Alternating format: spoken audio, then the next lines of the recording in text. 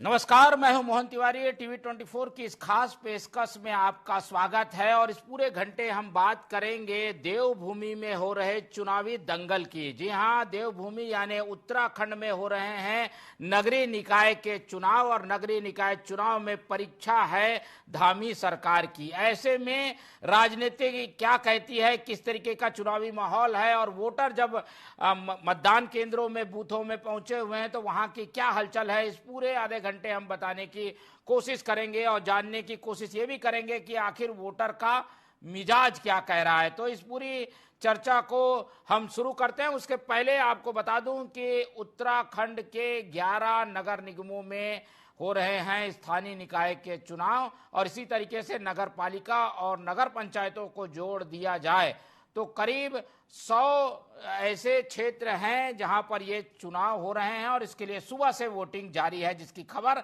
हम आपको लगातार अपडेट करा रहे हैं। तो बूथों का हाल पहले दिखाते हैं कि किस तरीके से बूथों में वोटिंग जारी है। उत्तराखंड के 100 नगरीय निकायों में हो रही है वोटिंग। फिलहाल वोटिंग जारी है जो कि 5 बजे तक चलेगी। आखिरी 1 घंटे क्या हो रहा है, किस तरीके की स्थितियां हैं, क्या राजनीतिक हलचलें हैं, उससे हम आपको अवगत करा रहे हैं। 12 बजे तक का हाल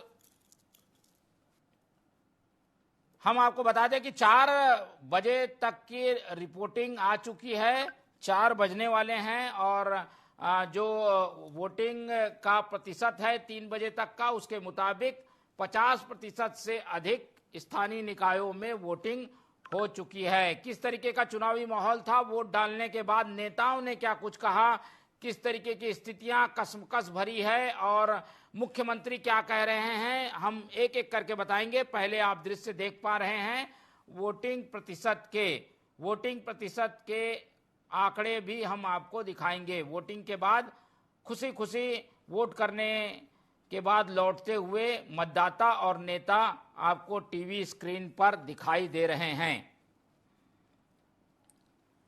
सबसे पहले हम आपको बता दें कि देहरादून में किस तरीके का चुनावी दंगल है, क्या कहते हैं राजनेता, किस तरीके की स्थितियां हैं, वोटिंग के बाद क्या कुछ कहा नेताओं ने, आइए आपको सुनाते हैं।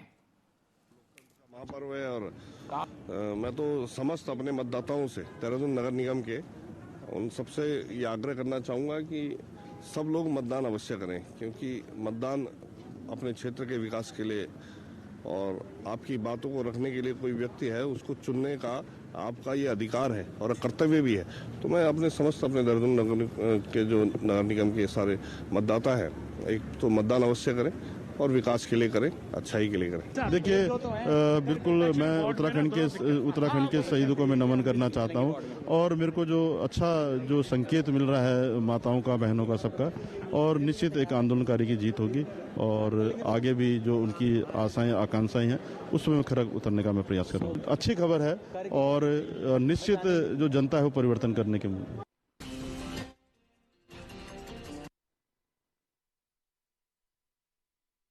तो आपने देखा ये स्थितियां बनी हुई हैं जहां पर प्रत्याशी वोट करने के बाद अपने अपने जीत के दावे कर रहे हैं। पिछले बार जब चुनाव हुए थे तो 2018 में जिन सीटों पर भाजपा का कब्जा था उसे वो बरकरार रखना चाहती है, वहीं जिन सीटों पर भाजपा का कब्जा नहीं था वहां पर वो सीटें जीतना चाहती है।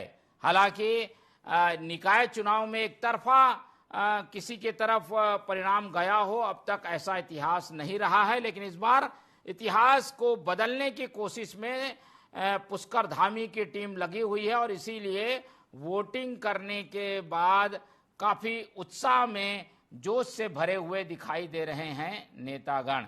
एक एक करके हम आपको सुनाते रहेंगे, बताते रहेंगे हाल।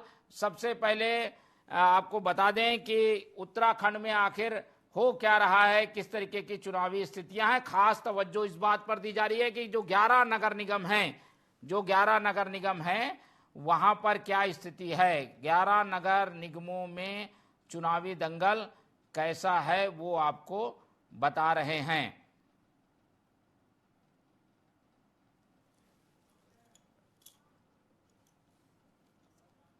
चलिए, वो को हैं वोटर, ये तो नेता रहे, वोटर क्या कह रहे हैं, वोटर किस तरीके से वोट करने के लिए मतदान केंद्रों में पहुंचे हुए हैं। कई जगह छुटपुट घटनाओं की भी खबर है, लेकिन उन घटनाओं को अगर नजरअंदाज कर दें तो पूरी जगह शांतिपूर्ण मतदान की खबर है।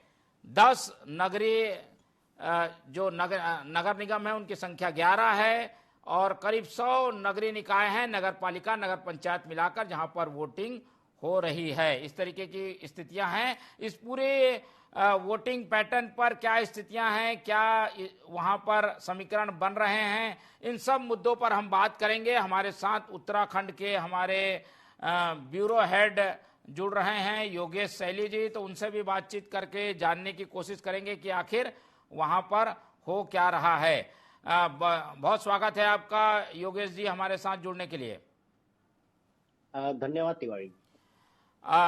हम देख रहे हैं कि सुबह से वोटिंग जारी है। सबसे पहले अपडेट आपसे इस बात का लेंगे कि अब करीब 3 बजे तक के आंकड़े आपके पास आ गए होंगे। कितनी वोटिंग हुई है, कितना वोटिंग प्रतिशत रहा है, टर्नआउट कितना रहा है अभी तक? देखिए, सबसे पहले अगर बात वोटिंग प्रतिशत की है तो वोटिंग प्रतिशत उत्तराखंड में लगातार बढ़ता रहा है। इस बार चुनाव आयोग ने उम्मीद जताई है कि ये वोटिंग प्रतिशत लगभग 70 से 75% तक जाएगा, क्योंकि इससे पिछली बार जो 2018 में जब चुनाव हुए थे तो करीब 69% यानी कि 69% यहाँ पर वोटिंग प्रतिशत रहा था। हर साल ये वोटिंग प्रतिशत बढ़ता रहा है, क्योंकि इससे पहले जब 2013 में जब चुनाव हुए थे तब भी वोटिंग प्रतिशत 13 के मुकाबले 2018 में बढ़ा था। तो ये वोटिंग प्रतिशत लगातार बढ़ता जा रहा है। इसकी एक वजह ये भी रही है कि पहले जो नगर निगम या नगर पालिकाओं के जो क्षेत्र थे उनका विस्तार हुआ है और लगातार नगर निगम बढ़े ही हैं। पहले 7 नगर निगम थे, उसके बाद अब 11 नगर निगम हो चुके हैं। इसी तरीके से नगर पालिकाएं भी बढ़ी हैं। तो इसकी वजह से जो क्षेत्र बढ़ता चला गया, नगर निगम की सीटें बढ़ती चली गई, नगर पालिकाओं की सीटें बढ़ती चली गई, उससे वोटर भी बढ़ते चले गए और वोटिंग प्रतिशत भी लगातार बढ़ता गया। और इस वोटिंग प्रतिशत के बढ़ने के पीछे ये भी वजह रही है कि जिस तरीके से नगरीय क्षेत्र में जो ग्रामीण क्षेत्र थे वो जिस तरीके से जुड़ते चले गए, तो वोटिंग प्रतिशत बढ़ना स्वाभाविक था। और कहीं ना कहीं जो चुनाव आयोग के जागरूकता के लगातार कार्यक्रम यहाँ पर चलाए जा रहे थे, सरकार भी लगातार इस बात को लेकर के प्रयास कर रही थी कि जो वोटिंग प्रतिशत है वो बढ़े और ज्यादा से ज्यादा लोग मतदान कर सकें, इसके लगातार प्रयास किए जा रहे थे। यदि इस बार 70% तक चुनाव में मतदाता अपना सहयोग करते हैं तो कहीं ना कहीं ये भारतीय जनता पार्टी के लिए एक बड़ी जीत माना जा सकता है कि वो वोटिंग प्रतिशत बढ़ाने में सरकार कामयाब रही। लेकिन ये वोटिंग प्रतिशत यदि कम होता है तो यहाँ पर सत्तारूढ़ जो भारतीय जनता पार्टी है उसके लिए कहीं ना कहीं एक बड़ा संकट खड़ा भी हो सकता है। जी ठीक है, तो वोटिंग प्रतिशत माने पिछली बार से बढ़ेगा और ये कहां तक जा सकता है, 70% के आंकड़े को पार करेगा? जी देखिए, जिस तरीके से सुबह से जो मतदाता थे वो लगातार यहाँ पर वोटिंग के लिए उमड़ रहे थे। सुबह 8 बजे से ही एक लंबी लाइन दिखना शुरू हो गया था मतदाताओं का, और सरकार ने भी ज्यादा से ज्यादा वोटिंग हो सके इसके लिए सभी सरकारी संस्थानों में अवकाश घोषित कर दिया था, जिससे कि चाहे वो सरकारी कर्मचारी हो या गैर सरकारी संस्थान हो, उन सभी में अवकाश घोषित कर दिया गया था ताकि मतदान पूरे तरीके से हो सके। तो इस बार उम्मीद यही है कि 70 से 75% के बीच में ये मतदान प्रतिशत रहेगा।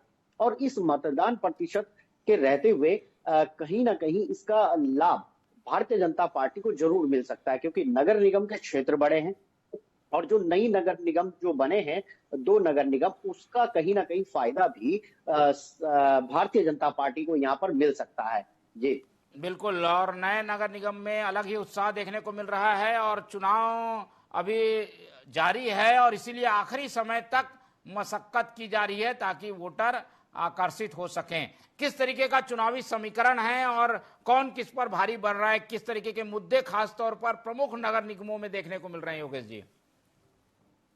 देखिए, यहाँ पर जो 11 नगर निगम है ये सबसे महत्वपूर्ण है, क्योंकि इन 11 नगर निगमों से ही आने वाले जो विधानसभा चुनाव होंगे 2027 के उसका भाग्य का निर्णय होगा।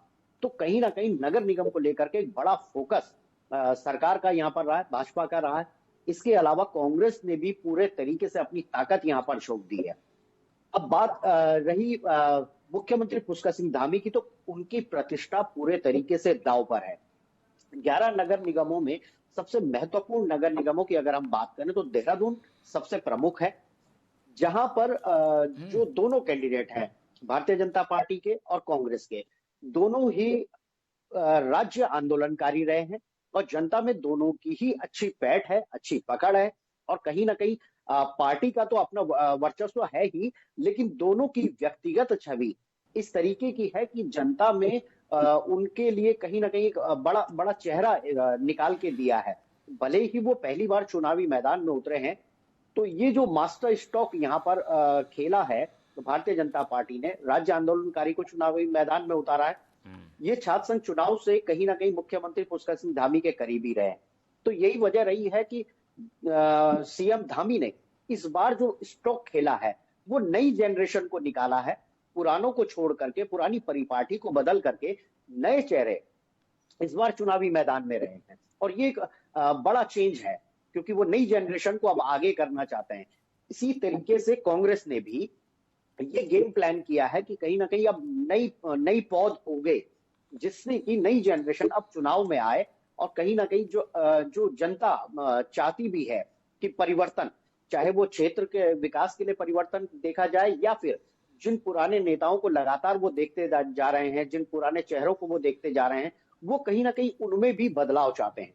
और इस बदलाव की वजह से इस बार ज्यादातर नगर निगमों में, नगर पालिकाओं में, नगर पंचायतों में नए चेहरे सामने आए हैं, जो एक बड़ा चेंज देखा जा रहा है। रही बात अब चुनावी समीकरणों की, तो चुनावी समीकरणों में सबसे अहम बात यहां पर यह आ जाती है कि ज्यादातर नगर निगम जो रहे हैं वो पहले से ही भारतीय जनता पार्टी की झोली में रहे हैं। अब भारतीय जनता पार्टी के लिए प्रतिष्ठा का सवाल बन जाता है कि वापस उस पर बने रहें, काबिज रहें। लेकिन कहीं ना कहीं इस पर अब जनता बदलाव चाहती है, क्योंकि अगर हम बात करें काशीपुर नगर निगम की, तो यहाँ पर 4 बार से भारतीय जनता पार्टी के कैंडिडेट रही है, चाहे वो पालिका रही हो, उसके बाद नगर निगम यहाँ पर बन गया, नगर निगम के बाद से 2 बार लगातार यहाँ पर मेयर भारतीय जनता पार्टी की रही है। तो अब भारतीय जनता पार्टी के पास काशीपुर में मुद्दे नहीं बचे। विकास का जो सपना दिखा सकते थे, विकास का जो मॉडल दिखा सकते थे, तो जनता कहीं ना कहीं आज सवाल करती है कि पिछले 10 सालों में आपने क्या किया। इसी तरीके से बात करें रुद्रपुर की, तो यहां पर भी 2 बार से लगातार भारतीय जनता पार्टी की मेयर रहे हैं। अब भारतीय जनता पार्टी 2 बार से रहे हैं और आज फिर विकास के दावे करते हैं, तो आखिर 10 सालों से आपके कैंडिडेट ने क्या किया। तो इस तरीके की जो नगर निगम है, तो बड़ा सवाल भारतीय जनता पार्टी के लिए, बड़ा चैलेंज भारतीय जनता पार्टी के लिए ये है कि जिन जगहों पर भारतीय जनता पार्टी पहले से काबिज थी, आज वहां पर फिर से विकास के दावे अगर वो करते हैं तो जनता सवाल करती है, जनता चेंज चाहती है। तो ये अगर परिवर्तन की लहर चलती है या भारतीय जनता पार्टी का जादू यहाँ पर नहीं चल पाता है, या ये कहें कि प्रधानमंत्री नरेंद्र मोदी के नाम पर या फिर सीएम पुष्कर सिंह धामी के नाम पर जो लगातार वोट मांगे जा रहे हैं, वो कहीं ना कहीं अगर ये नहीं चलता है, ठीक है, क्षेत्रीय मुद्दे अगर हावी होते हैं, योगेश जी आपके पास आएंगे, इस मुद्दे पे चर्चा करेंगे। लेकिन आपको एक अपडेट दे दें कि लगातार जो वोटिंग जारी है उसको लेकर कुछ शिकायतें भी सामने आई हैं। कहा जा रहा है कि नाम काट दिया गया, कई लोगों को वापस लौटना पड़ा बूथों से। और इस संबंध में क्या कह रहे हैं कांग्रेस के पूर्व उत्तराखंड के पूर्व मुख्यमंत्री रहे हमारे साथ जुड़ रहे हैं हरीश रावत। हरीश रावत जी क्या कुछ कह रहे हैं, आइए आपको सुनाते हैं। हाँ, मुझे बड़ा धक्का लगा। मैंने लोकसभा के चुनाव में माजरी में वोट दिया था, माजरा में वोट दिया था, और बीएलओ भी आए थे यहाँ। उनको हमने बता दिया था कि मेरा नाम वहाँ है, मैं यहाँ, लेकिन यहाँ भी हमने चेक कर लिया जहाँ रहते हैं, किराएदार है, पहले ऊपर रहते थे राजपुर में, तब भी माजरा में था, और अब नज़दीक आ गए तो नाम ही गायब है, जैसा मुझे बताया गया है अभी। लेकिन इलेक्शन कमीशन को मैंने खबर की है, उन्होंने कहा हमारा सर्वर डाउन है, जरा चेक कर लेंगे। सिस्टमेटिक तरीके से उनके नामों को काट दे रहे हैं, केवल इसलिए कि इस आशंका में कि ये किसी पार्टी विशेष के मतदाता हो सकते हैं। तो ये गहरा आघात है। हरीश रावत का नाम कटा तो इसको मैं मान लेता हूं कि मैं प्रबुद्ध नागरिक हूं और मेरे पास साधन भी हैं, तो मैंने अपनी माल की खुद हिफाजत, अपने अधिकार की खुद हिफाजत करनी चाहिए थी और मैं लोगों को सावधान करूंगा। अब जहां जाऊंगा मैं इस बात को कहूंगा, भैया अपने वोट की हिफाजत करो, क्योंकि भाजपा है और ये गलत वोट जोड़ने और सही वोट काटने के माहिर है। थे हरीश रावत की, जो कि इस बात पर जोर देते हुए नजर आ रहे हैं कि भाई उनका नाम ही काट दिया गया। और जब बड़े नेताओं के साथ ऐसा हो रहा है तो आम जनता के साथ क्या हो रहा होगा इसका अंदाजा लगाया जा सकता है। और ये शिकायत कांग्रेस की इसलिए भी है कि सरकार में बीजेपी है और बीजेपी की सरकार जो है वो कुछ चिन्हित लोगों के नाम काट रही है, ऐसी शिकायत है। कितनी सच्चाई है और क्या ये एक एरर है या फिर ये कोई सोची समझी साजिश है? योगेश जी, आपको क्या लगता है? इस तरीके की शिकायत कई जगह से हमें मिली है। देखिए, इसको राजनीतिक रूप से तो नहीं लिया जा सकता है, लेकिन ये जरूर कहा जा सकता है कि ये एक बड़ी खामी प्रशासन के द्वारा हुई है, या फिर जो बीएलओ जो घर घर जा करके जिनको मतदाताओं की पहचान करनी चाहिए थी या लिस्ट का निरीक्षण करना चाहिए था, तो ये त्रुटियां उनके द्वारा जरूर हुई है। इस तरीके की कमी देखी गई है पूरे प्रदेश में। लगभग हर जगह से ये शिकायतें आई हैं कि कई लोगों के नाम सूची से गायब निकले, कई लोग ऐसे सूची में रह गए जो लोग अब उस क्षेत्र में नहीं है, उन लोगों के नाम नहीं काटे गए। तो ये कहीं ना कहीं खामी प्रशासनिक तंत्र की जरूर कही जा सकती है। लेकिन सबसे बड़ा सवाल वाकई में ये उठता है कि सूबे के एक पूर्व मुख्यमंत्री का नाम कट जाना, तो जिन्होंने पहले वहां से वोट किया हो और उसके बाद अब उनका ही नाम कट जाता हो, तो ये एक बड़ा सवाल वाकई में उठता है। और कहीं ना कहीं ये भारतीय जनता पार्टी की तरफ जरूर इशारा होना भी चाहिए, क्योंकि ये सरकार पर आरोप इसलिए भी लगाया जा सकता है क्योंकि कांग्रेस के पूर्व सीएम का नाम सूची से कट जाना एक बड़ा सवाल जरूर उठ जाता है। और ऐसे में कई जगहों पर जब इस तरीके के मामले सामने आते हैं तो ये कहीं ना कहीं जवाबदेही सरकार की भी पूरे तरीके से बन जाती है जब एक पूर्व सीएम का नाम ही सूची से कट जाता है। जी ठीक है, तो नाम कटना बड़ा दुर्भाग्यजनक है और इसे एक तरीके से मुद्दा बनाने की भी कोशिश हो रही है। लेकिन वहां मुद्दे क्या काम कर रहे हैं? अलग अलग नगर निगम में अलग अलग मुद्दे तो हैं। क्या सरकार के खिलाफ भी कुछ मुद्दे हैं जो कि सरकार से नाराजगी का खामियाजा हमें नगर निगम चुनाव में, नगर पालिका चुनाव में देखने को मिल सकता है, जो मुद्दा ट्विस्ट कर सकता है इस चुनाव को? क्या लगता है योगेश जी? बिल्कुल मोहन जी, सबसे बड़ी बात जो अभी थोड़ी देर पहले भी मैंने बताई थी कि यहाँ सबसे बड़ा चैलेंज भारतीय जनता पार्टी के लिए ये जरूर है, क्योंकि कई नगर निगम पहले से भारतीय जनता पार्टी की झोली में थे, नगर पालिकाएं भारतीय जनता पार्टी की झोली में थी।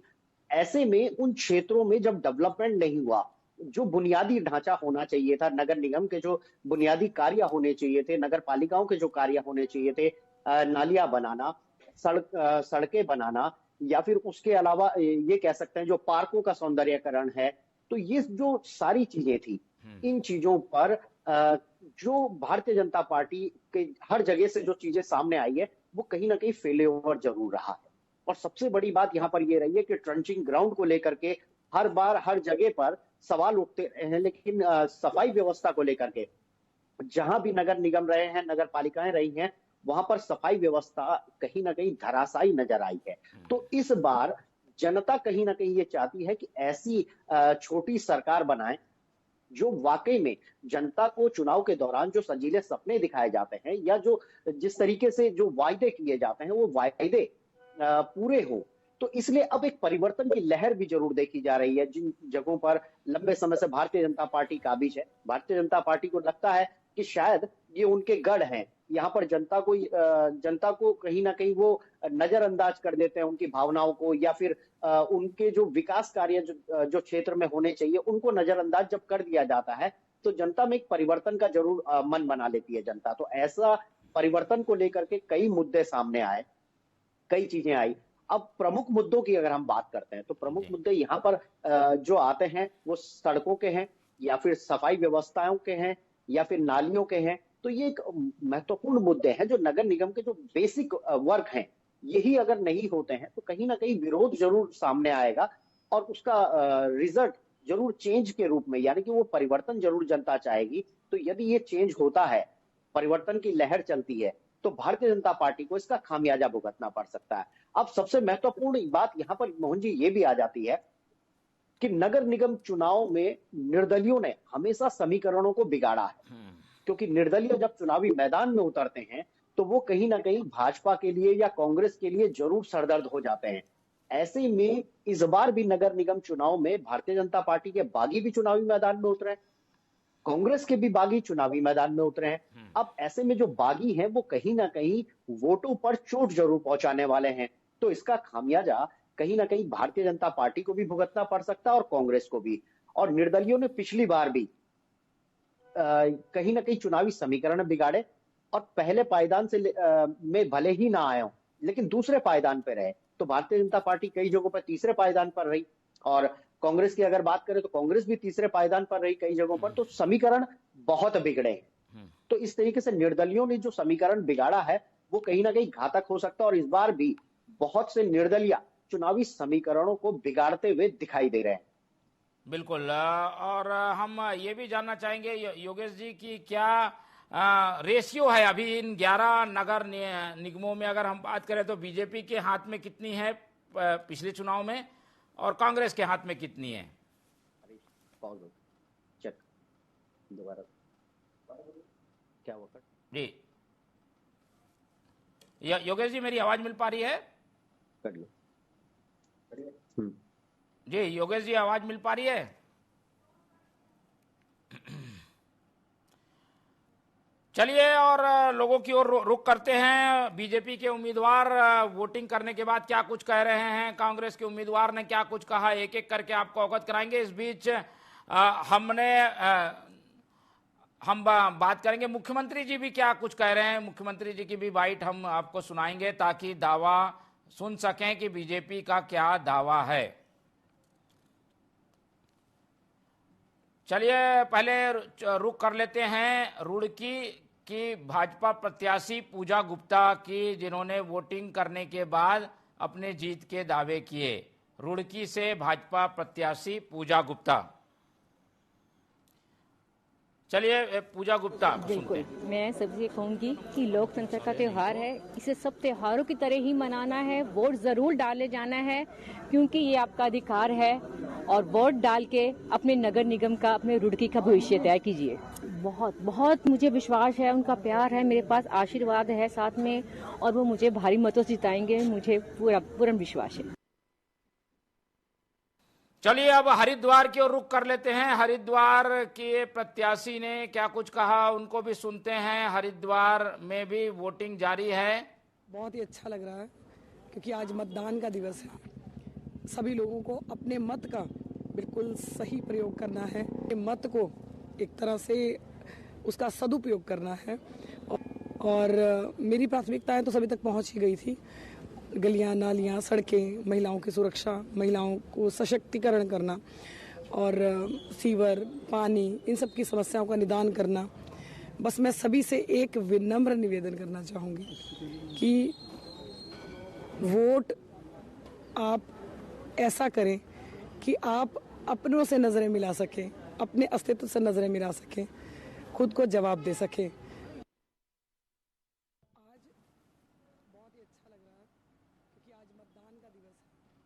तो ये थी शीतल जी जो कि हरिद्वार से चुनाव लड़ रही हैं, और जैसे कि उन्होंने बताया कि जनता की आशाओं और आकांक्षाओं को पूरा करने के लिए वो चुनावी मैदान में है। अब जनता क्या फैसला लेती है ये तो वोटिंग की गिनती के बाद पता चलेगा, मतगणना होगी तो पता चलेगा। आगे रुक कर लेते हैं, एक एक करके और लोगों को सुनने की कोशिश करते हैं।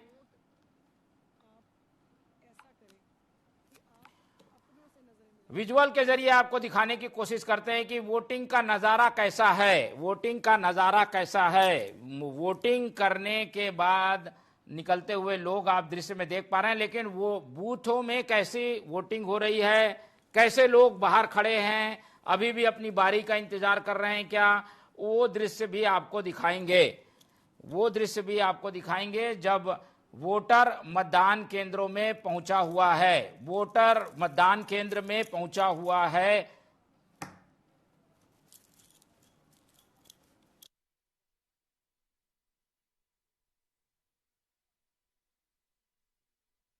हमारे संवाददाता हमारे साथ जुड़ रहे हैं। हमारे संवाददाता आदिल पासा हमारे साथ जुड़ रहे हैं। उनसे बातचीत करते हैं और मतदान केंद्रों का हाल जानने की कोशिश करते हैं। इसके पहले मैं आपको अपडेट करा दूं कि 3 बजे तक की वोटिंग प्रतिशत हमें मिल चुका है। 3 बजे तक के वोटिंग प्रतिशत हमको मिल चुका है। वो आंकड़े भी हम आपको टीवी स्क्रीन पर दिखा रहे हैं।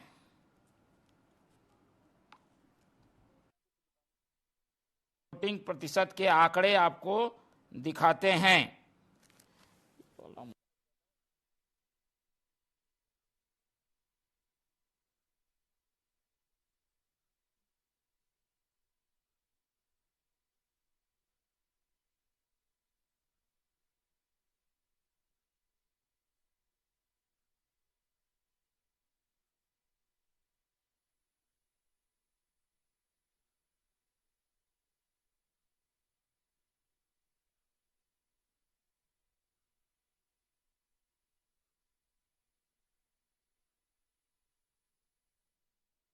तक की वोटिंग के आंकड़े जो हमें प्राप्त हुए हैं वो कुछ इस प्रकार से हैं। वोटिंग के आंकड़े 3 बजे तक के कुछ इस प्रकार से हैं।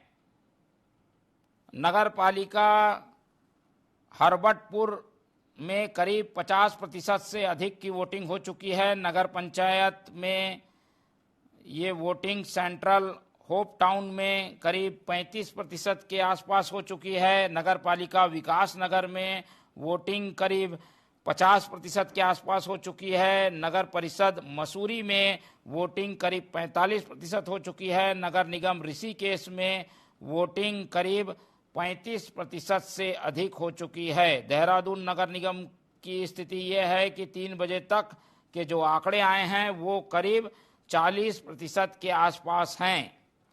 इस तरीके की स्थितियों के बीच करीब औसत सभी नगर निगम और नगरीय निकायों में करीब 55% की वोटिंग हो चुकी है। स्थानीय निकाय चुनाव हैं और उत्तराखंड का इलाका कुछ ऐसा है कि वोटिंग करने लोग सुबह नहीं निकलते, दोपहर के बाद वोटिंग प्रतिशत बढ़ता है। तो 2 से 3 वो समय होता है जब ज़्यादा वोटिंग होती है। 4 बजे वो आंकड़े आएंगे तो हम आपको और ज़्यादा बेहतर ढंग से बता पाएंगे। सुबह से ही मतदाताओं में जो उत्साह देखने को मिल रहा था वो आप अपनी टीवी स्क्रीन पर देख पा रहे हैं, जहां पर वोटिंग करने की बारी का इंतजार करते हुए वोटर दिखाई दे रहे हैं। आप देख पा रहे हैं कि किस तरीके से वोटरों में उत्साह है और अपने अपने क्षेत्र के पार्षद और महापौर को जिताने के लिए वोटिंग लाइन में इंतजार करते हुए वोटर दिखाई दे रहे हैं। 11 नगर निगम और करीब 90 के आसपास नगर पालिका और नगर पंचायतों में करीब 5000 उम्मीदवारों के भाग्य का फैसला हो रहा है। वोटिंग अभी जारी है। 5 बजे तक वोटिंग होगी और उसके बाद हमें मतगणना का इंतजार करना होगा। योगेश सैली से जुड़ने की कोशिश करते हैं और मतगणना की जानकारी भी लेंगे कि इसके बाद की क्या स्थिति होगी।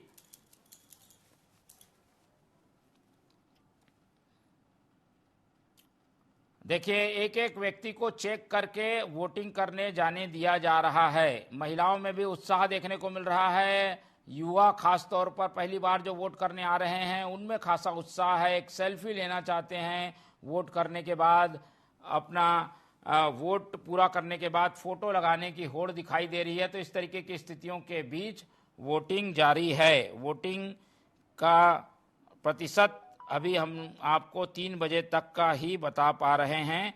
इसके बाद करीब 4 बजे तक के आंकड़े आएंगे तो हम आपको और अवगत कराएंगे। स्थितियां ये हैं कि शहरी इलाका है, इसलिए नगर निगम वाले क्षेत्रों में जो वोटिंग है वो 50% के आसपास होगी, ऐसी उम्मीद है। लेकिन जो वोटिंग प्रतिशत नगर पंचायतों में हैं वो नगर पालिका से ज़्यादा लग रही हैं। चलते हैं इस पूरे मामले में, हमारे स्टेट ब्यूरो हेड योगेश सैली जुड़े हुए हैं, उनसे बातचीत करते हैं और उनसे जानने की कोशिश करते हैं कि आखिर क्या स्थितियां बनी हुई हैं और कुछ आखिरी समय के आंकड़े अगर मिले हों तो वो भी हम समझने की कोशिश करेंगे। योगेश जी, क्या अंतिम आंकड़े मिले हैं? क्या 4 बजे तक के कुछ आंकड़े प्राप्त हो पाए हैं? कितनी वोटिंग कहां पर हो रही है?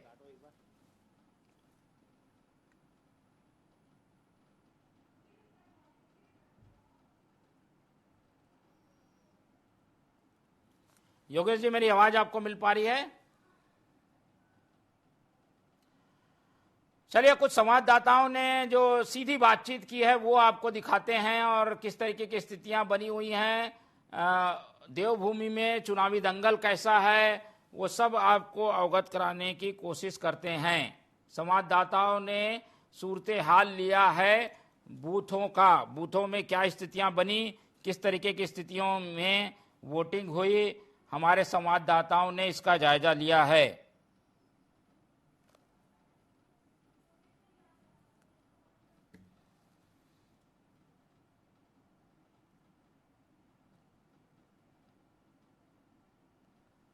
तो आपको बता दें कि करीब 100 नगरीय निकायों में चुनाव हो रहे हैं और स्थानीय निकाय के चुनाव यानी बिजली, पानी, सड़क की लड़ाई, सफाई एक अहम मुद्दा और डबल इंजन की सरकार चले स्थानीय निकायों में, ये नारा बीजेपी की ओर से दिया गया है कि सरकार में भी बीजेपी और स्थानीय निकायों में भी अगर बीजेपी होगी तो बेहतर काम होगा। ये एक अहम फैक्टर बनकर उभरा है। इस तरीके के चुनाव को परीक्षा की घड़ी भी माना जाता है, क्योंकि अगर हार हुई तो सरकार की किरकिरी और सरकार के कामकाज से इसे जोड़कर देखा जाएगा। वोट करने के लिए बाहर इंतजार करते हुए वोटरों को आप देख पा रहे हैं, हर बूथों में कुछ इसी तरीके की स्थितियां बनी हुई हैं। फिलहाल वोट करने के बाद बड़ी संख्या में लोग अपनी बारी का इंतजार कर रहे हैं। चलिए, योगेश सैली हमारे साथ जुड़ गए हैं, उनसे समझने की कोशिश करते हैं एक बार फिर से। योगेश जी, क्या अपडेट आ रहा है वोटिंग को लेकर? कहीं कुछ घटनाओं की तो खबर नहीं है, शांतिपूर्ण मतदान सब जगह हुआ है, क्या स्थिति है, क्या अपडेट है आपके पास? मोहन जी, लगभग अभी तक इस तरीके की कोई घटनाएं सामने नहीं आई है, लेकिन छुटपुट जो समर्थकों में आपस में जो झगड़े के मामले कुछ सामने आए हैं। ये खास तौर पे उधम सिंह नगर जनपद में आए, क्योंकि यहाँ पर सबसे ज्यादा संवेदनशील और अति संवेदनशील बूथ है और यहाँ पर छुटपुट तरीके से समर्थकों में आपस में विवाद होना एक आम बात सी लगती है।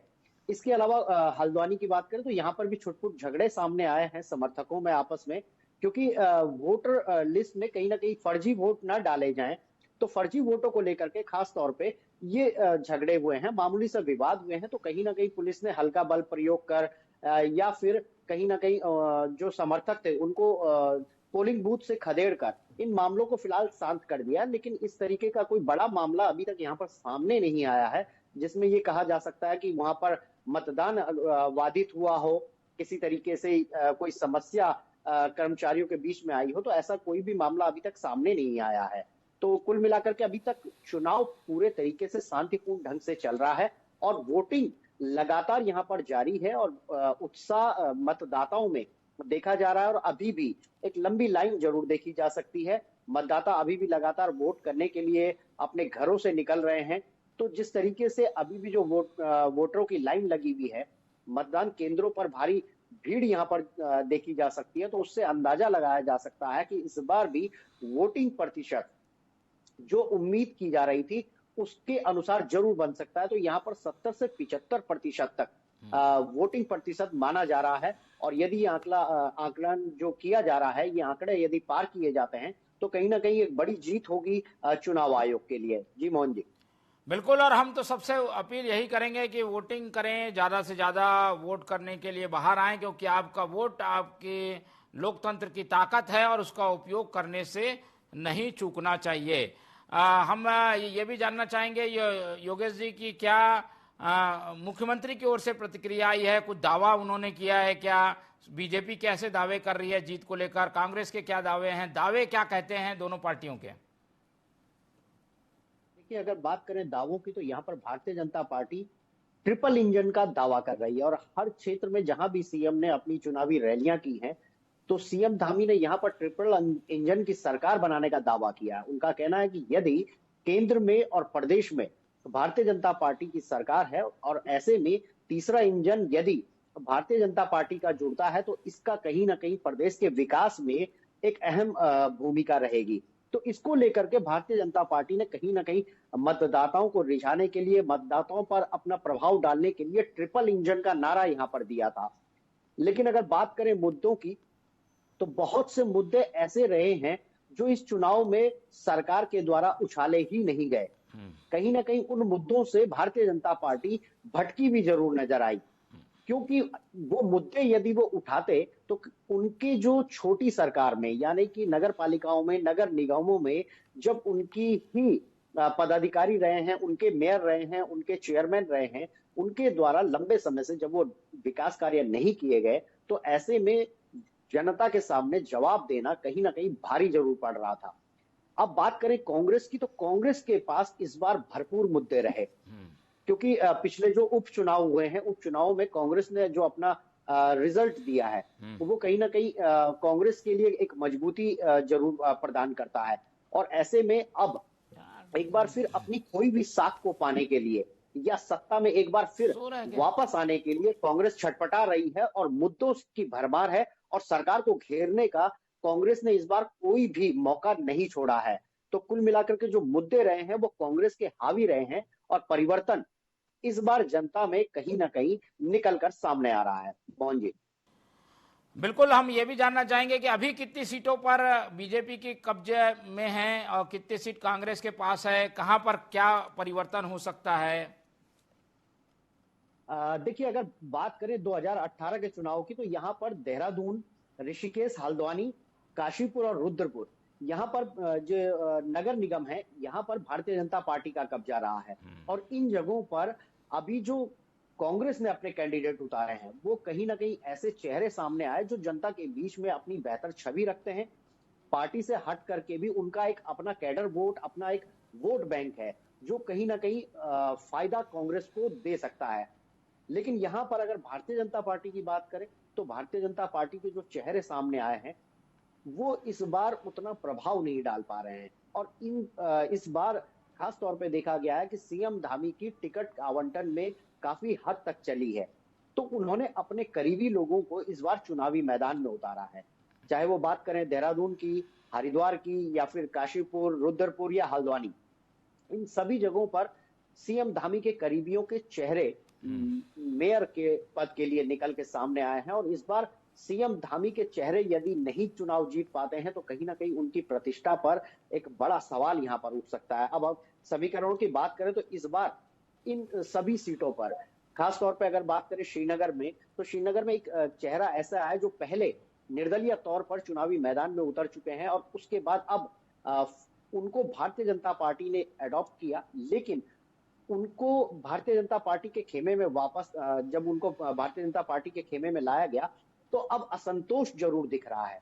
तो ऐसा असंतोष एक जगह पर नहीं, वो कई जगहों पर, चाहे वो नगर पालिका की बात करें, चाहे नगर निगम की बात करें, तो भारतीय जनता पार्टी में जो असंतोष निकल करके सामने आया है वो भारतीय जनता पार्टी के लिए काफी हद तक नुकसान यहाँ पर देता हुआ दिखाई दे रहा है। क्योंकि कई जगहों पर बागी भारतीय जनता पार्टी के ज्यादा चुनावी मैदान में उतरे हैं, तो जो बागी चुनावी मैदान में उतरे हैं वो भारतीय जनता पार्टी को यहाँ पर नुकसान देते हुए दिखाई दे रहे हैं। लेकिन सीएम धामी का कहीं ना कहीं जो कार्यकाल रहा है, चाहे वो जो उनके द्वारा नकल विरोधी कानून लाया गया है या समान नागरिक संहिता रहा है, तो ये एक बड़े मुद्दे सीएम धामी के पास रहे हैं चुनावी मैदान में अपनी सरकार के विकास कार्यों को गिनाने के लिए। लेकिन जो छोटी सरकार, नगर पालिका, नगर निगमों के कार्यकाल की बात करें तो यहाँ पर जो मेयर भारतीय जनता पार्टी के रहे हैं, नगर पालिका में जो चेयरमैन रहे हैं, उनके पास अपने कोई विकास कार्यों का कोई बड़ा रोल मॉडल नहीं था जिसको लेकर के वो जनता के पास जा सके। कुल मिलाकर के मुकाबला बेहद ही दिलचस्प होने वाला है और सबसे बड़ी बात यहाँ पर जो सामने आ रही है वो यही है कि जो निर्दलीय प्रत्याशी चुनावी मैदान में उतरे हैं वो चुनावी समीकरणों को पूरे तरीके से बिगाड़ते हुए दिखाई दे रहे हैं। और पिछली बार भी 2018 में यही हुआ था। चुनावी जो समीकरण थे निर्दलियों ने पूरे तरीके से धराशायी कर दिया था उनको, और कहीं ना कहीं जो लोग कयास लगा रहे थे कि भारतीय जनता पार्टी के लिए या फिर कांग्रेस के लिए, तो हर जगह पर निर्दलियों ने समीकरणों को ध्वस्त कर दिया था और बिल्कुल ऐसे परिणाम सामने आए थे जो जनता जिसको बिल्कुल सोच भी नहीं सकती थी। जी चलिए, तो ये कुछ स्थितियां हैं और 4:30 बज चुके हैं। अब आधे घंटे का समय बाकी है जब वोटिंग को पूरा होना है और 5 बजे तक जो भी व्यक्ति वोट करने के लिए अंदर आ जाएगा वही वोट कर पाएगा। तो ये स्थितियां बनी हुई है। कुछ संवाददाताओं से भी जुड़ने की कोशिश करेंगे, उसके बाद कुछ प्रमुख लोगों से बातचीत करेंगे। तो संवाददाता क्या स्थितियां बताते हैं वो भी हम अपने दर्शकों को बताएंगे। सबसे पहले गणेश जोशी जो कि धामी मंत्रिमंडल के मंत्री हैं, उन्होंने क्या दावा किया है, क्या कह रहे हैं चुनाव को लेकर, वो सुन लेते हैं गणेश जोशी जी को। निकाय चुनाव चल रहे हैं और उसको लेकर के लगातार नेता हैं वो वोट डालने पहुंचे हैं। उत्तराखंड सरकार में कैबिनेट मंत्री गणेश जोशी भी देहरादून नगर निगम क्षेत्र में वोट डालने पहुंचे। सर, वोट डाल चुके हैं, क्या देखिए आज का पर्व है। मैंने भी अपने परिवार के साथ अपने मत का प्रयोग किया और जो दृश्य मुझे दिखाई दे रहा है, मैं कई वार्डों से घूम कर आ रहा हूँ। भारतीय जनता पार्टी का मेयर भी यहाँ पर बनने वाला है और अधिकांश पार्षद भारतीय जनता पार्टी के जीतने वाले हैं। ये दृश्य मुझे यहाँ पर दिखाई दे रहा है। उत्तराखंड के पूर्व मुख्यमंत्री हैं, कांग्रेस के वरिष्ठ नेता हरीश रावत, उनका वोट कट गया है। इसका मतलब वो एक गैर जिम्मेदार नागरिक है। जिम्मेदार व्यक्ति है वो अपने वोट की चिंता करता है। मेरा खुद मैंने जब लिस्ट चेक करवाई, मेरे परिवार का नाम वोटर लिस्ट में नहीं था। हमने अपने पार्टी के अध्यक्ष के माध्यम से संपर्क करके अपना नाम उसमें सुनिश्चित करवाया और आज मैं अपने परिवार के साथ वोट करने आया हूँ। इसलिए हर व्यक्ति को अपनी जिम्मेदारी भी समझनी चाहिए, लेकिन कहीं अगर बीएलओ के स्तर से या स्तर से लापरवाही भी है उनके खिलाफ भी कार्रवाई होनी चाहिए कि भविष्य में उनकी वजह से व्यक्ति अपने मत का जो है अधिकार खो रहा है वो न हो सके। सर, 25 जनवरी को कैसे 25 जनवरी को हम दिवाली होली एक साथ मनाने वाले, भारतीय जनता पार्टी जीतने वाली। अभी हमारे साथ बात कर रहे थे उत्तराखंड सरकार में कैबिनेट मंत्री गणेश जोशी, वो साहब का 25 जनवरी को भारतीय जनता पार्टी उत्तराखंड में दिवाली मनाई। देहरादून से वीडियो राजपूत के साथ आदिल पाशी। दाता जो कि गणेश जोशी जी से बात कर रहे थे और गणेश जोशी जी ने जैसा कि दावा किया उससे ऐसा लगता है कि 25 तारीख जो कि मतगणना की तारीख है, उस दिन दिवाली और होली एक साथ बीजेपी मनाएगी और इस तरीके का आत्मविश्वास बताता है कि चुनाव में जीतने के लिए आतुर नजर आ रही है बीजेपी। चलिए हम चलते हैं आखिरी आधे घंटे में क्या हो रहा है सूरत हाल जानने के लिए आदिल पाशा जो कि जुड़ रहे हैं देहरादून से। आदिल पाशा हमारे संवाददाता बताएंगे बूथ का क्या हाल है, आधे घंटे जो कि बाकी हैं वहां पर क्या हो रहा है। आदिल, मेरी आवाज आपको मिल पा रही है?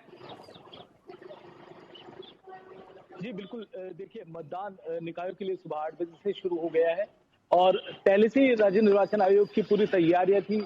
वहीं पुलिस प्रशासन पूरी तरह मुस्तैद था और जहां संवेदनशील या अति संवेदनशील बूथ की या केंद्रों की बात करें तो वहां पहले से उनको चिन्हित कर लिया गया था और स्थानीय पुलिस के साथ साथ आर्म्ड फोर्स और जो दूसरी फोर्स भी वहां लगाई गई थी। अभी अगर देखें तो 2 बजे का जो बुलेटिन आया था चुनाव आयोग की तरफ से, तब देहरादून में 32.07% नगर निगम में जो है वो मतदान हुआ है। और अभी अगर सबसे ज्यादा अगर आप देखेंगे नगर पालिका परिषद हरबटपुर जो जिला देहरादून में है, वहाँ 45% के पार जो मतदान 2 बजे तक हो गया था, लेकिन अभी भी लोग घरों से निकल रहे हैं। कुछ बूथ ऐसे हैं जहां लोग अभी कम आ रहे हैं, लेकिन अभी भी शहर के कई बूथ ऐसे हैं जहां लंबी लंबी कतारें लगी हुई है। देखे हमने लगातार सुबह से ही हम T24 पर दिखा रहे हैं पल पल की अपडेट, सभी बूथों पर जाकर क्या कुछ सूरत हाल यहाँ का है।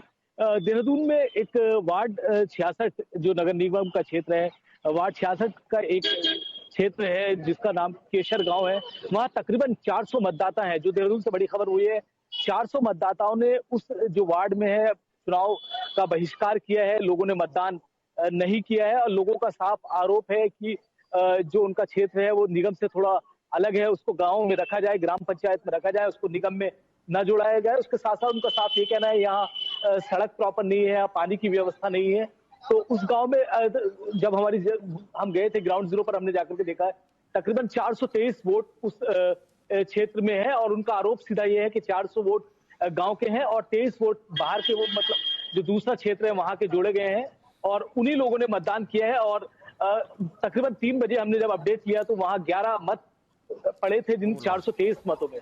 तो जहां तक घटनाएं, छुटपुट घटनाएं की, तो ऐसी कोई देहरादून में ज्यादा कुछ मामला देखने को नहीं मिला है। लेकिन आदिल, अभी भी लोग, मेरी आवाज मिल पा रही है? आदिल, वहां पर बूथों में क्या स्थिति है? आधे घंटे बाकी हैं, क्या लोग हैं अभी भी बूथ में या वोटिंग हो चुकी है इसलिए बूथ खाली हैं? आखिरी घंटे में क्या हो रहा है वहां? मैं अपने सहयोगी से कहूंगा तो बाहर जो बूथ के जो लगाए हुए हैं प्रत्याशियों ने वो लगे, और अंदर से अगर मैं बूथ पर आपको लेकर चलता हूं अभी, क्योंकि शाम सिर्फ आधा घंटा लगभग बचा है, 5 बजे मतदान की प्रक्रिया जो है खत्म होगी। तो अभी देखिए कहीं कहीं बिल्कुल खाली पड़ा है। लोग सुबह में जरूर आए थे, लेकिन इस बूथ पर जहां भी इस वक्त हम मौजूद हैं वहां लोग नहीं है, फिलहाल खाली बूथ है। दूसरे बूथ पर हम जरूर गए थे तो वहां लोग जरूर नजर आ रहे थे। लेकिन मतदान का प्रतिशत जो देखा जाए, दोपहर को 2 बजे तक का जो लास्ट आया था उसमें 32.07% था। तो उम्मीद यही लगाई जा रही कि 4 बजे के बुलेटिन में ये आंकड़ा बढ़कर तकरीबन 40 के पार जाएगा और शाम होते होते, क्योंकि 5 बजे तक जो मतदाता है वो यहाँ पहुंचेंगे और ये साफ है कि जब मतदाता जो परमिसेस है मतदान केंद्र की जब वहां आ जाता है, उसके बाद अगर लंबी लाइनें भी लगती हैं तो उनको मतदान करने दिया जाता है, चाहे समय फिर कुछ भी हो। तो उम्मीद लगाई जाए कि 50% तक मतदान देहरादून नगर निगम में जा सकता है। जी बिल्कुल।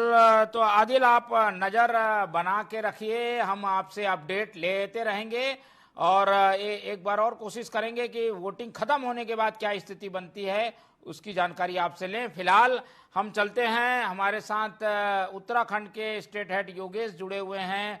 योगेश सैली से एक आखिरी कमेंट ले लेते हैं। योगेश जी, अब ओवरऑल दंगल किधर जाता हुआ दिख रहा है? तो वोटिंग भी कम से मान लें कि हो गई है, वोटिंग प्रतिशत भी उतना ज्यादा नहीं रहा है, इनकम्बेंसी फैक्टर भी नहीं दिख रहा है, क्योंकि ज्यादा वोटिंग होती है तो ये अनुमान लगाया जाता है कि कुछ इनकम्बेंसी फैक्टर है, कुछ उसी के आसपास वोटिंग होगी जो कि पिछले बार हुई थी, ऐसा बताया जा रहा है। कुछ वोटर नहीं वोट कर पाए क्योंकि नाम कट गए थे, ऐसी जानकारी आ रही है। कांग्रेस क्या ये बहानेबाजी कर रही है या इसका कुछ असर होगा चुनाव में जो कि नाम कट गए हैं? देखिए, बिल्कुल जिस तरीके से नाम कटे हैं, कई लोग वोट नहीं कर पाए हैं और इस बार जो वोटिंग प्रतिशत बहुत नीचे गया है, यानी कि ये कहा जा सकता है कि 2013 की यदि हम बात करें तो 61% था और 2018 में 69% मतदान हुआ था। लेकिन इस बार की जो उम्मीदें हैं वो कहीं ना कहीं धराशायी जरूर होती हुई दिखाई दे रही है। 70% तक जो लक्ष्य रखा गया था कि 70% से ऊपर लक्ष्य रहेगा वोटिंग प्रतिशत का, तो वो कहीं ना कहीं अब वो आंकड़ा छूता हुआ नहीं दिखाई दे रहा है, क्योंकि महज अब आधा घंटा भी पूरा नहीं रहा और ऐसे में यदि वोटिंग प्रतिशत कम रहता है तो इसका कहीं ना कहीं एक बड़ा इम्पैक्ट जरूर देखा जाएगा। तो जो मतदाता इस बार निकल करके नहीं आए, कुछ जगहों पर सूचियों में खामियां रही, लोगों के नाम कट गए, तो ये एक बड़ी कमी कहीं ना कहीं कही जा सकती है प्रशासनिक तंत्र की। और सरकार अब भले ही इस पर लिपापोती जरूर कर ले, लेकिन जो कांग्रेस सीधे तौर पर आरोप लगा रही है कि सरकार की साजिश है या सरकार ने कहीं ना कहीं जो कांग्रेस के क्षेत्र थे जिनको कांग्रेस का गढ़ कहा जाता है, उन क्षेत्रों में ज्यादातर ये चीजें की है, तो इस तरीके की चीजें अब लगातार सामने आएंगी तो कहीं ना कहीं प्रहार जरूर रहेगा कांग्रेस का भारतीय जनता पार्टी के ऊपर। लेकिन अब जो वोटिंग प्रतिशत कम हुआ है, ये एक बड़ा चैलेंज जरूर अब भारतीय जनता पार्टी के लिए जरूर होगा और कांग्रेस को इसका कितना फायदा या नुकसान होगा, ये तो 25 तारीख को जरूर जाहिर हो जाएगा, लेकिन कम वोटिंग होना भारतीय जनता पार्टी को तो कहीं ना कहीं मैनेज भारतीय जनता पार्टी अपना कर ही लेगी कई सीटों पर, लेकिन कांग्रेस के लिए ये एक बड़ी चिंता की बात जरूर होगी और कांग्रेस को इस पर मंथन भी करना होगा कि आखिरकार इस तरीके से जो उनके क्षेत्रों में वोटर्स के नाम कटे हैं या फिर उनको इसका बेनिफिट नहीं मिल पाया, तो ये सब चीजें देखनी होंगी। पिछली बार भी भारतीय जनता पार्टी को भले ही 5% वोटों की चोट मिली थी, यहाँ पर कांग्रेस को थोड़ा सा वोटिंग प्रतिशत, कांग्रेस का जो कैडर था वो बड़ा था, लेकिन इस बार यदि कांग्रेस का कैडर घटता है तो 2027 का विधानसभा का जो मिशन है वो कांग्रेस के लिए जो राहें हैं कांग्रेस की सत्ता तक पहुंचने की, उनमें मुश्किलें जरूर खड़ी कर सकता है। और भारतीय जनता पार्टी के लिए कहीं ना कहीं ये जरूर रहेगा कि जो नगर निगम है, अगर ज्यादातर नगर निगमों में भारतीय जनता पार्टी निकल करके आती है तो उनका रास्ता एक बार फिर साफ हो जाएगा और शायद है कि तीसरी बार सरकार बनाने के लिए कहीं ना कहीं भारतीय जनता पार्टी एक मजबूत स्थिति में जरूर नजर आएगी आने वाले समय में। तो ये मुकाबला सिर्फ नगर निगम तक ही नहीं है, नगर पालिकाओं तक ही नहीं है, ये मिशन 2027 का भी जरूर निर्णायक साबित होगा। यानी कि 25 तारीख को जो निर्णय होगा वो कहीं ना कहीं ये जरूर साबित कर लेगा कि आखिर सरकार के कार्य किस तरीके से रहे और विपक्ष कितना हमलावर रहा। जी बिल्कुल, और इस पर हमारी निगाह बनी रहेगी। फिलहाल स्थानीय निकाय के जो चुनाव हैं, देहरादून में जो दंगल है और देवभूमि पूरी तरीके से चुनावी माहौल में रंगी हुई है, उसका परिणाम हमें पता चलेगा 25 जनवरी को। तो 25 जनवरी को कौन खुशियां मनाएगा, कौन गम में डूबेगा, इस पर हमारी निगाह बनी रहेगी। फिलहाल वोटिंग अंतिम क्षणों की ओर है और वोट करने के लिए अभी भी लोग पहुंच रहे हैं, तो उम्मीद एक बार फिर से है कि लोकतंत्र जीतना चाहिए और वोटिंग ज्यादा से ज्यादा होनी चाहिए। तो अपने मताधिकार का प्रयोग करिए, यही हम जनता से अपील करते हैं। फिलहाल आगे क्या होगा, किस तरीके की खबरें आएंगी, अपडेट हम आपको करते रहेंगे। आज के इस पूरे सेगमेंट में इतना ही। आप मुझे दीजिए इजाजत। हमारे साथ जुड़े योगेश जी, उनको बहुत बहुत धन्यवाद। तो ये खास पेशकश हमारी चुनाव पर उत्तराखंड की हमने प्रस्तुत की। खबरों के लिए बने रहिए टीवी 24 के साथ। मुझे दीजिए इजाजत। नमस्कार।